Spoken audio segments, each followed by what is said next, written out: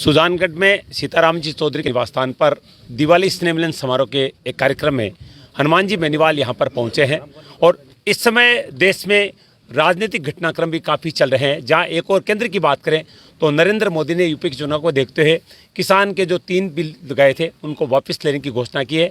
वहीं राजस्थान में आप जानते हैं कि अशोक गहलोत सरकार में किस तरह से खलबली पैदा हुई है और पूरा मंत्रिमंडल चेंज कर दिया गया है। ऐसे समय में हनुमान जी बेनीवाल का सुजानगढ़ में आना और ऐसे इनके साथ बातचीत करना एक अच्छा सहयोग हो सकता है। आइए बातचीत करते हैं आरएलपी सुप्रीमो हनुमान जी बेनीवाल से।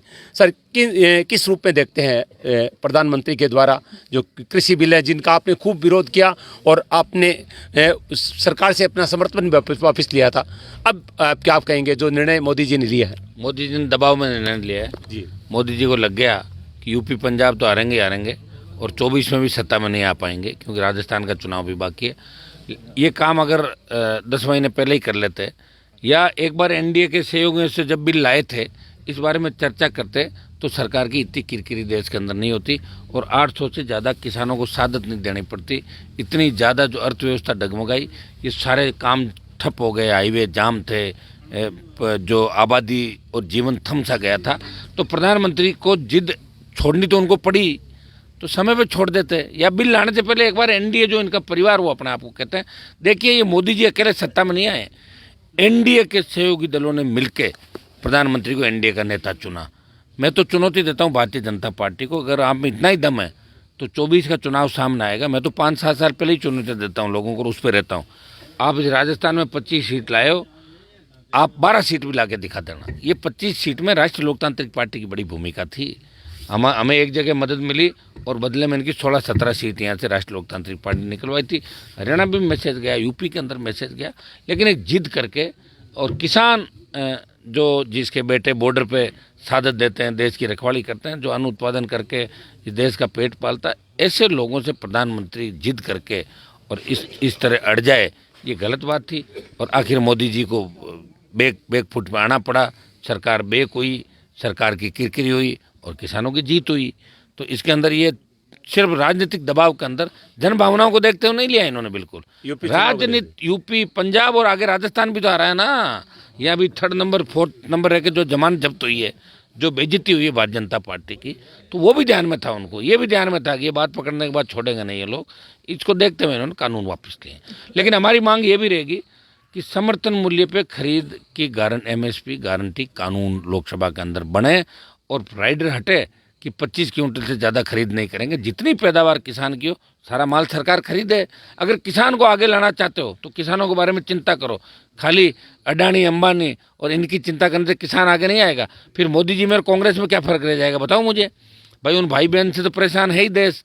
अगर आप ही ऐसा काम करने लग जाओगे तो फिर देश के लोगों का क्या होगा। अंतर्राष्ट्रीय बाजार में तेल, क्रूड ऑयल की कीमतें घट रही है और यहाँ प्रधानमंत्री डीजल पेट्रोल को 125 लेके जा रहे हैं और फिर 5 रुपए कम कर रहे हैं, जैसे कोई भीख दे रहे हो लोगों को। ये बिल्कुल गलत है। इस लोकसभा के सत्र के अंदर महंगाई के खिलाफ जोरदार ढंग से आवाज़ उठाएंगे हम लोग कि भाई डीजल पेट्रोल कम से कम 50 रुपये सस्ता करो इस देश के अंदर, तब जाके लगेगा कि कुछ हो रहा देश में। बाकी तो कुछ भी नहीं साहब, एक गैर दूसरा है। आम आदमी का क्या काम पड़ता प्रधानमंत्री से, आम आदमी का क्या काम पड़ता मुख्यमंत्री से। हमारा किसान कर्जे के बोझ के तले आत्महत्या करा, जवान को रोजगार नहीं, कानून का राज नहीं, बहन बेटियां सुरक्षित नहीं। जिस स्टेट में मैं बैठा हूँ वो अपराध में 1 नंबर आ गया। ये गहलोत वसुंधरा के गठबंधन का ही परिणाम है कि अपराधियों को संरक्षण देना, अपराधियों जब जरूरत हुई तो काम में लिया और बाद में अपराधियों का इनकाउंटर करा दिया। ये इनकी आदत इन सरकारों की रही है, ये हमने देखा है। तो ये अपराध मुक्त भयमुक्त राजस्थान बनाए, इसको लेकर राष्ट्रीय लोकतांत्रिक पार्टी लोकसभा में तो मजबूती से राजस्थान की जितनी भी पेंडिंग योजनाएं वो मामले उठाएगी, लेकिन राजस्थान में भी बड़ा आंदोलन आरएलपी पार्टी जोधपुर की धरती से करेगी, जिसमें मुद्दे हमारे होंगे कर्ज माफ़ी, फ्री बिजली, टोल मुक्त राजस्थान, आपके ये जो बेरोजगारी भत्ता, मजबूत लोकायुक्त, जो मुद्दे आरएलपी बनाई जो हमारे थे उनको लेके हम करेंगे। किसानों ने जो घोषणा की है कि एमएसपी पर अगर बातचीत नहीं हुई तो आंदोलन जो है खत्म नहीं किया जाएगा। मुझे उस बारे में जानकारी नहीं है। देखिए, मैंने झंडे के साथ आंदोलन किया था देश में। मैं एक ऐसा नेता था जो अपने झंडे के साथ आंदोलन कर रहा था। बाकी किसान संगठन किसान के झंडे के साथ कर रहे थे। राष्ट्रीय लोकतांत्रिक पार्टी अपने झंडे के साथ आंदोलन कर रही थी और जिसको लेके मैंने प्रधानमंत्री का साथ छोड़ा। अब मुझे नहीं पता कौन क्या कह रहा है, लेकिन बिल तीनों वापस हो गए और हम ये चाहते हैं कि एमएसपी गारंटी का कानून बने और लोकसभा के अंदर बने, जल्दी बने, ये हमारी डिमांड रहेगी। अब किसान क्या कह रहे हैं, कोई संगठन क्या कह रहा है, तो हम उनके पीछे तो चलने वाले हैं नहीं। किसान के बेटे हैं, उस समय किसान तकलीफ में थे और हम किसानों के साथ खड़े हो गए। कोई रोजाना उनके कहने से काम थोड़ी करेंगे। ऐसे तो कोई भी लाल झंडा लेके आ जाएगा, कोई पीला झंडा काला झंडा लेके आ जाएगा, उनके साथ नहीं है। हमारी खुद की पार्टी है, हम खुद डिसीजन हमारा लेंगे। जब देश का किसान तकलीफ में था, हमने उनकी मदद करी, आगे भी किसान के बेटे मदद करेंगे। शाहजहाँपुर बॉर्डर पे जो 10-15 लोग अभी बैठे हैं, मुझे अच्छी तरह याद है, जब मैं पहली बार बॉर्डर जाम करने गया तो एक कोने में उनको बिठा रखा था 17-18 जनों को पुलिस ने। मेरे जाम करने के बाद वो लोग आके बैठ गए। अब कह रहे हैं खुशियाँ मना रहे, हमने करा दिया। तुमने क्या करा? तुम लोकसभा में हो क्या? तुम्हारा एमपी है क्या कोई लोकसभा के अंदर? इस राजस्थान के अंदर कोई अगर ये कहता है कि मैंने कानून वापस करा दिया, तो उसका मानसिक स्थिति ठीक नहीं है। राजस्थान से तो लोकसभा में एक ही सांसद हनुमान बेनीवाल है, जो किसानों के बिल की वापस बात करता था कि बिल वापस हो। राष्ट्रपति का अभिभाषण रोका, बजट रोका प्रधानमंत्री का, और हमेशा किसानों की पैरवी, देश प्रदेश के किसानों की पैरवी की। अब कुछ लोग कुछ भी कह रहे हैं, उनके पीछे हम लोगों के पीछे नहीं है, हम जन भावनाओं के पीछे हैं। जन भावनाएं थी कि हनुमान बेनीवाल एनडीए छोड़ दिया। तो अब भाई बिल अगर वापस हो गया तो वही कहे ना क्या कि वापस हनुमान बेनीवाल जुड़ सकता है एनडीए से? एनडीए में जाए कि नहीं जाए, अभी ये निर्णय इसलिए भी नहीं करूंगा मैं, मेरा कोई जल्दबाजी नहीं है और मुझे मंत्री पद का शौक भी नहीं। मैं तो 2003 में ही मंत्री बन जाता। मंत्री बन के, क्योंकि मैं बन भी जाऊं तो कोई ज़्यादा दिन रहूं ये कोई ज़रूरी भी नहीं मंत्री, क्योंकि मेरी आदत के हिसाब से चलता हूं मैं। और मंत्री बन के मैं किसी के अंडर में काम नहीं कर सकता, ये मेरी नेचर है। हनुमान जी, राजस्थान की बात करते हैं, जिस तरह से ये उठापटक हुई है राजनीतिक, किस रूप में देखते हैं अशोक गहलोत की सरकार में? देखिए, अशोक गहलोत ने सचिन पायलट को रगड़ दिया पूरा, इस रूप में देख रहा हूँ।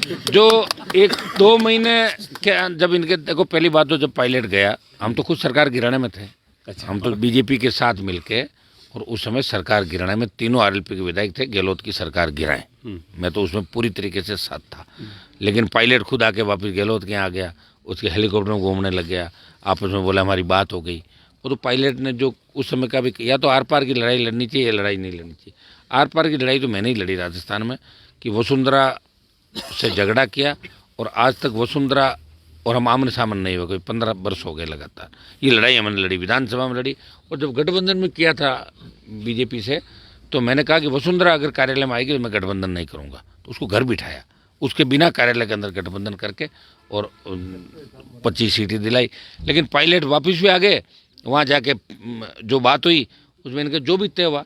लेकिन सचिन पायलट की कौन सी बात रही? प्रत्येक जो मंत्री बना रहे हैं कि पायलट खेमे का कोई भी नहीं मैं, ये सारे गहलोत से पहले ही मिल लिए थे सारे। आपका कोई सॉफ्ट कॉर्नर है गहलोत पायलट से? बिल्कुल नहीं है, पायलट से मेरा किस बात का सॉफ्ट कॉर्नर? कोई मेरा पायलट ने बातचीत आप कर रहे हैं? अरे किस चीज़ का सॉफ्ट कॉर्नर? मैंने उसकी मदद करी ना। मैंने पहले जब हम 3 सीट जीत के गए थे, तब पायलट ने मेरे से बात करी कि आप मेरी मदद करो। तो मैंने कहा भाई, अगर सचिन पायलट को सीएम बनाते हो तो मैं कांग्रेस को समर्थन दे दूंगा, क्योंकि गुजर भी तेजाजी की जय बोलते हैं और जाट भी बोलते हैं। तो अशोक गहलोत से, एक मिनट रुक जाओ यार, अशोक गहलोत से पायलट ठीक है, ये मैंने कहा था, और मैं मेरी बात पे अड़ी हूँ। और दूसरी बार जब सरकार गिर रही थी, तो सरकार गिराने में मैं अग्रणी भूमिका में था कि जल्दी सरकार गिरे, ये मैं चाहता था। गिरी नहीं हमसे, लेकिन मैं पायलट की तरह नहीं गिरी, वहीं जाके बैठ गया यार, दूसरों के वो इधर मिल लिए वो मिल लिए। लेकिन आज पायलट की क्या रही बताओ मुझे? आज सचिन पायलट को जब बल्लभनगर के चुनाव के अंदर गहलोत आए थे, तो ये पहले ही गाड़ी में जाके बैठ के, ड्राइवर सीट पे बैठ के गाड़ी ड्राइव करनी पड़ी। कहने को तो उन्होंने कह दिया कि मैंने गाड़ी चलाई, लेकिन हालत ये थी कि उनको जगह नहीं दी कार के अंदर, तब ड्राइवर को उतार के और ड्राइवर सीट पे बैठे। बहुत बड़ी बेइज्जती हुई उनकी। हनुमान जी, आप पे जो मुख्य समस्या है, तो इनके खिलाफ बहुत बड़ा आंदोलन हमेशा करते हैं। राजस्थान में जिस तरह से बिजली के, पेट्रोलियम के दाम बढ़ रहे हैं, इन दिनों में आपका कोई ऐसा कोई आंदोलन, ऐसा बड़ा बयान नहीं आया? ऐसा बड़ा बयान तो मेरे रोज ही आ रहे हैं, कई बार बयान छपते नहीं है मेरे। मतलब बयान भी कैसे छपते हैं आप भी जानते हो, सारा सिस्टम से छपता। कौन सा बयान फ्रंट पर छपेगा, कौन सी 2 लाइन छपेगी, कौन सी नागौर में छपेगी, कौन सी चूर पर कोई आंदोलन नहीं। आंदोलन तो मैं ही कर रहा हूँ, और कर कौन रहा है भाई? जब ये तो आंदोलन एकमात्र शाहजहाँपुर बॉर्डर का आंदोलन मेरा ही था, सोशल मीडिया के माध्यम से भी। अभी जोधपुर में जो एनकाउंटर हुआ सीएम के, वहाँ किसने किया आंदोलन? मैं ही तो था। बावंडा थाने पे 6 दिन तक कौन लेके बैठा? हर जगह। लेकिन मैं आंदोलन वही करता हूँ जब मैं खुद ही होता हूँ। ऐसे हर किसी कोई आंदोलन झंडा लेके बैठ जाए, उसका धनी धोरी कोई और मैं जाके शामिल हो जाऊँ, ऐसे नहीं करता मैं। महंगाई और बिजली की बात हम करें, महंगाई बिजली का तो मैं ये कह रहा हूँ कि बिजली फ्री कराएंगे, बिजली की दरों की बात ही नहीं कर रहा हूँ ना मैं, तो मुफ्त बिजली की बात ही हनुमान बेनीवाल कर रहा है। महंगाई, अभी मैंने कहा ना क्रूड ऑयल जब घट रहा है तो 50-60 रुपए डीजल सस्ता होना चाहिए। किसी नेता ने कहा क्या ये बात? कांग्रेस ने तो 4 रुपए कम किए, ये चाहते तो अभी हरियाणा के अंदर 17 रुपए में, आज ही हरियाणा से आया हूँ, 17 रुपए सस्ता डीजल। तो यहाँ तो आप 4 रुपए करके क्या गहलोत साहब देना चाहते हैं? देखो, अशोक गहलोत का एक ही मकसद है कि उसका बेटा MP MLA बन के स्थापित हो जाए उसकी आंखों के सामने, क्योंकि आजकल ज़िंदगी का तो पता नहीं रहा ना कब चली जाए। हाँ, और वसुंधरा अपने बेटे को कहीं न कहीं स्थापित करके चाहती भाई मेरा बेटा हो गया। इनकी सोच दोनों बच्चों की सोच रहे हैं। हाँ, बच्चों की सोच रहे हैं, दोनों बच्चों की सोच रहे हैं, लेकिन राजस्थान के बच्चे दोनों को आउट करने की सोच रहे हैं पूरा। चलिए, बहुत बहुत धन्यवाद हनुमान जी बातचीत के लिए। दोनों चीज़ों पर बात हुई, केंद्र सरकार की वर्तमान की जो परिस्थितियाँ और राज्य सरकार की परिस्थितियों पर हनुमान जी बेनीवाल ने खुलकर बात कही है। एशियन सुधला के लिए मैं शिव कुमार तिवारी, अपने सहयोगी सुनील स्वामी के साथ आप सबका धन्यवाद। नमस्कार।